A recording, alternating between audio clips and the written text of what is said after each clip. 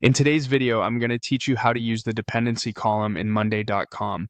By the end, you'll know exactly how to add the dependency column to a board, choose the right behavior for your timeline, and save your settings with confidence. Start on the Monday.com homepage. From here, head into your workspaces so you can get to the board where your project lives.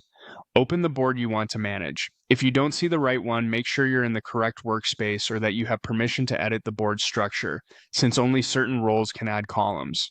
On your board, look for the plus icon to add a new column. Click it, and in the search field, type dependency. This quickly filters the available column types so you don't have to scroll. Select the dependency column to begin configuring how items will relate to each other. You'll now choose the dependency mode. This setting controls how changes to a predecessor task affect its dependent tasks on your timeline. You can click through each mode to read the description before deciding.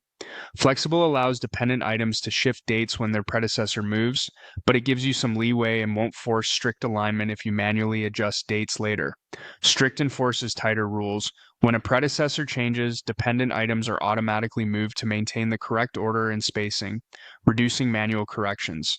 No action keeps the relationships visible without changing dates automatically. It's useful if you only want to document dependencies while retaining full manual control.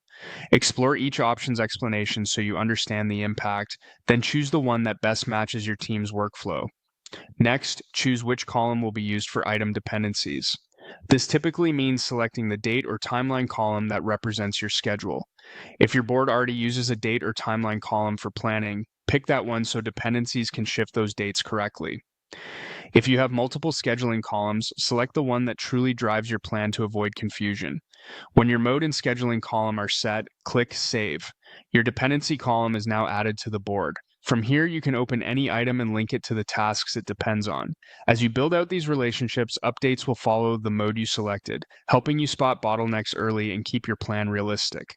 If you need to tweak the behavior later, you can return to the column settings and adjust without losing your links. A quick tip: keep your dates tidy and consistent, and consider using views like Gantt or Timeline to visualize how dependencies cascade across your project.